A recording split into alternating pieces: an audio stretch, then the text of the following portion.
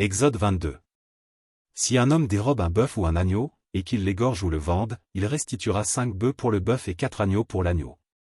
Si le voleur est surpris dérobant avec effraction, et qu'il soit frappé et meurt, on ne sera point coupable de meurtre envers lui. Mais si le soleil est levé, on sera coupable de meurtre envers lui.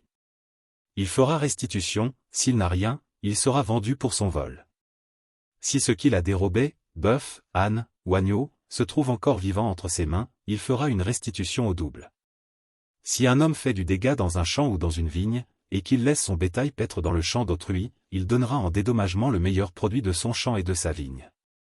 Si un feu d'éclate et rencontre des épines, et que du blé en gerbe ou sur pied, ou bien le champ, soit consumé, celui qui a causé l'incendie sera tenu à un dédommagement. Si un homme donne à un autre de l'argent ou des objets à garder, et qu'on les vole dans la maison de ce dernier, le voleur fera une restitution au double, dans le cas où il serait trouvé. Si le voleur ne se trouve pas, le maître de la maison se présentera devant Dieu, pour déclarer qu'il n'a pas mis la main sur le bien de son prochain.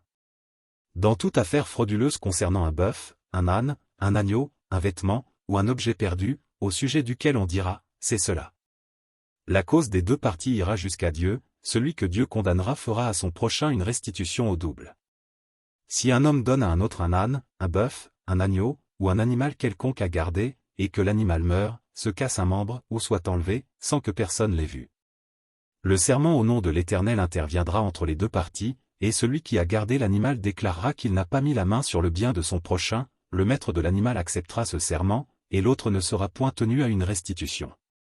Mais si l'animal a été dérobé chez lui, il sera tenu vis-à-vis de son maître à une restitution. Si l'animal a été déchiré, il le produira en témoignage, et il ne sera point tenu à une restitution pour ce qui a été déchiré. Si un homme emprunte à un autre un animal, et que l'animal se casse un membre ou qu'il meurt, en l'absence de son maître, il y aura lieu à restitution. Si le maître est présent, il n'y aura pas lieu à restitution. Si l'animal a été loué, le prix du louage suffira. Si un homme séduit une vierge qui n'est point fiancée, et qu'il couche avec elle, il paiera sa dot et la prendra pour femme.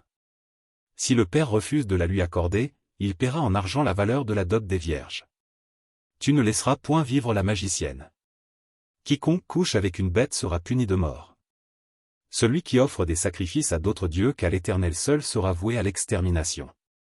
Tu ne maltraiteras point l'étranger, et tu ne l'opprimeras point, car vous avez été étrangers dans le pays d'Égypte. Tu n'affligeras point la veuve, ni l'orphelin. Si tu les affliges, et qu'ils viennent à moi, j'entendrai leurs cris.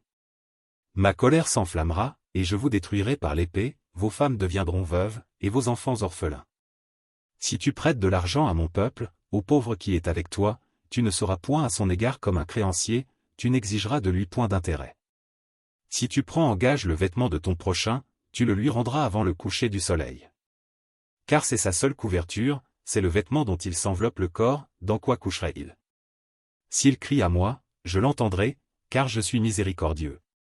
Tu ne maudiras point Dieu, et tu ne maudiras point le prince de ton peuple. Tu ne différeras point de m'offrir les prémices de ta moisson et de ta vendange. Tu me donneras le premier-né de tes fils. Tu me donneras aussi le premier-né de ta vache et de ta brebis, il restera 7 jours avec sa mère, le 8e jour, tu me le donneras. Vous serez pour moi des hommes saints. Vous ne mangerez point de chair déchirée dans les champs, vous la jetterez aux chiens.